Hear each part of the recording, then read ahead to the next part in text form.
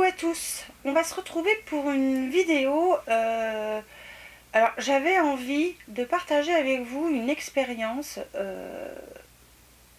En fait, pour tout vous dire, les enfants entrent tous les deux. Alors Marine était déjà dans l'adolescence. Alors Baptiste, ça y est, il y est rentré. On essaie évidemment tant bien que mal de se débrouiller à leur expliquer certaines choses qu'ils ne comprennent pas forcément. Enfin voilà, c'est pas simple. D'ailleurs, c'est pas simple d'être parent. C'est peut-être pas simple d'être enfant, mais alors je vous assure que d'être parent, c'est compliqué aussi. Et dans le coup, j'ai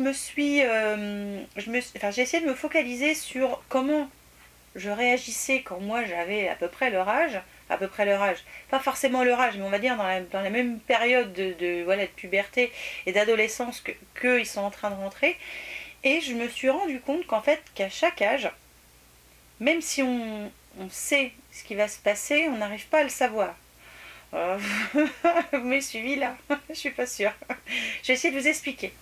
Parce que j'ai remarqué beaucoup d'ados ou de jeunes personnes ne comprennent pas forcément ce qu'on veut leur dire, et c'est légitime en fait, c'est parce qu'ils n'ont pas l'âge de le comprendre en fait.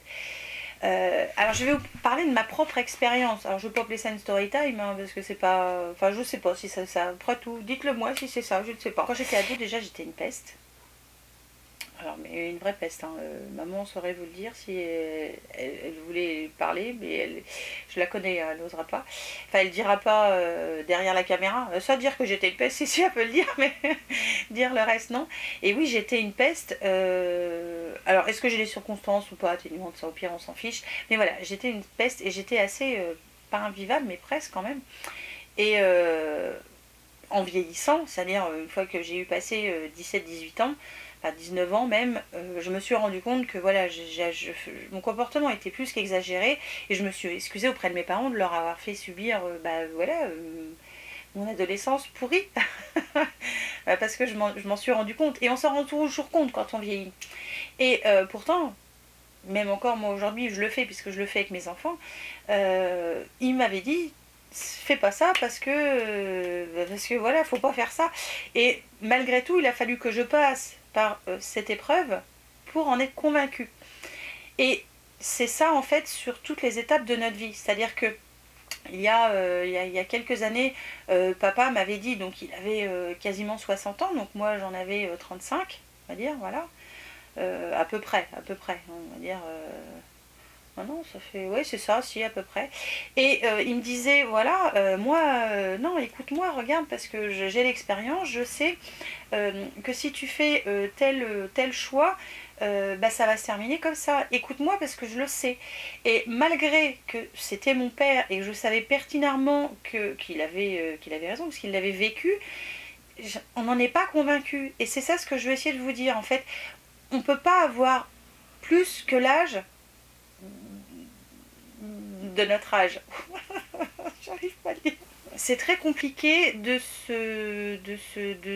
penser à 40 ans comme quelqu'un qui en a 60 ou quelqu'un qui en a 80 par exemple. C'est très très très compliqué, et je pense qu'on doit passer par les étapes de notre vie pour à réussir à comprendre ce qu'on aurait dû comprendre peut-être avant.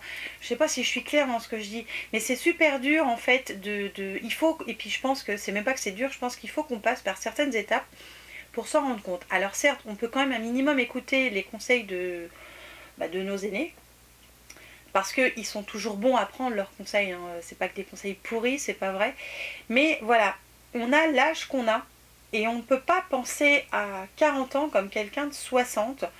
On peut essayer d'apprendre de leur savoir, mais on ne fera jamais, on ne pourra jamais réagir comme quelqu'un de 60 ans, sachant qu'on en a 40. Je vous donne mon exemple parce que, voilà, moi je vais avoir 40 ans, là, bientôt, en août. Non, je plaisante, je m'en fous royalement, j'ai 25 ans, là, et encore, je suis pas sûre. Et voilà, c'est pour ça que c'est super compliqué. Et j'ai vu certains commentaires de jeunes personnes ou des fois de moins jeunes personnes, et c'est vrai que c'est très très difficile de se projeter en fait et de penser comme quelqu'un qui est plus âgé, qui a dans le coup eu sa propre expérience et qui a pu mûrir à ce moment-là. Moi, à 17 ans, non, avant même d'ailleurs, ça peut-être même depuis l'âge de 15 ans, je disais à mes parents, mais de toute façon, à 18 ans, je m'en vais. Et Pourquoi? Pourquoi? Pourquoi t'as fait ça, Yael? Bon, t'as la vie que tu as aujourd'hui, je ne regrette pas ma vie, mais je vous donne mon exemple à moi. Je disais toujours qu'à 18 ans, je m'en irais. Effectivement, le jour de mes 18 ans, j'ai dit à maman, ciao, j'y vais.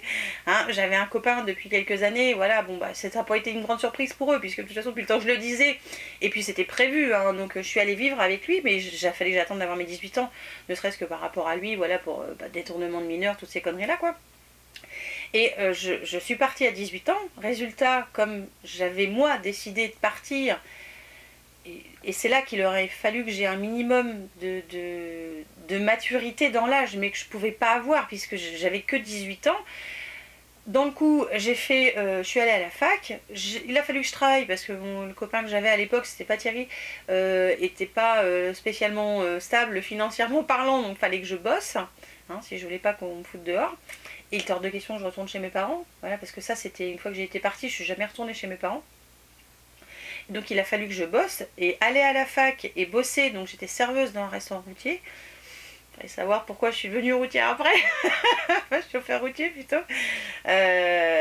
C'était, ça sentait le truc déjà. Bref, j'étais à la fac et je pouvais pas tout faire. Et je finissais à 2-3 heures du matin, debout 6 heures.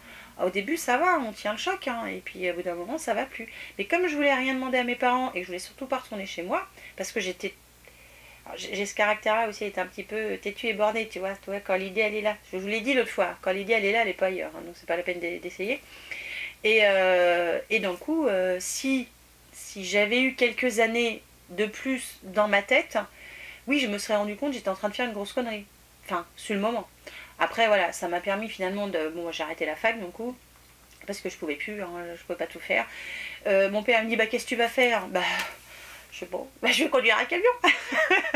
Moi, je pouvais pas blairer les camions quand j'étais ado, hein. Bah oui, parce que dans le coup, je voyais pas mon père. Enfin voilà, tout ça, c'est super compliqué à vous raconter. Ça, mais voilà, je vous le dis vite fait. Et puis en fait, bah, qu'est-ce qui s'est passé? J'ai passé mon permis, j'ai passé mon attestation de capacité que j'ai eu brillamment. J'en étais très contente. Je me suis mise à mon compte. Dans le coup, bah, ça m'a permis de rencontrer mon mari. On a fait 2 enfants, Baptiste et Marine, ou Marine et Baptiste, dans l'ordre que vous voulez. Et si j'avais pas fait ce choix-là, aujourd'hui je serais peut-être pas mariée avec Thierry, j'aurais peut-être pas d'enfant, je ne sais pas. Et je regrette pas du tout ma vie. Mais voilà, c'est pour ça que c'est ce pourquoi je voulais faire cette vidéo. On ne peut pas penser, même si on a toutes les cartes en main, mais on le sait, même si tout le monde nous le dit, on peut pas penser comme quelqu'un qui est plus vieux, c'est pas possible. On peut pas. On peut pas, on doit passer par ces étapes de la vie qui font que on devient nous aussi, qu'on grandit, qu'on mûrit, qu'on apprend, qu'on s'assagit. Enfin, moi, à 17 ans, j'étais un volcan, tu vois. L'autre jour, je vous ai dit dans le tag que j'étais plus l'eau. Bah, je pense qu'à 18 ans, j'étais plus le feu, tu vois. Ouais, j'étais le feu. Hein. En vieillissant, bah, j'ai appris à me canaliser. Et ça, je pense qu'on peut l'apprendre qu'avec le cours de la vie. On peut pas l'apprendre juste parce qu'on nous le dit. Je pense pas. Voilà, c'est mon opinion à moi. Alors là, cette vidéo, c'est ce que je pense moi. C'est pas ce que tout le monde doit penser. Vous pensez ce que vous voulez. Mais voilà, c'est ce que je pense moi. Et je voulais surtout faire cette vidéo pour peut-être aider certains adolescents qui ne comprennent pas forcément les parents, ou des fois certains parents qui ne comprennent pas toujours les enfants. C'est dur d'être parent, je vous l'accorde, hein, mais c'est dur d'être dans les deux sens. Donc je pense qu'il faut essayer de faire au mieux. Il ne faut jamais regarder en arrière et se dire « Ah si, ben non, c'est trop tard, de toute façon c'est fait ». Et même si c'est très très difficile, il faut toujours essayer de penser si on y arrive, un peu comme nos aînés, même si on n'y arrivera jamais comme eux, c'est pas possible.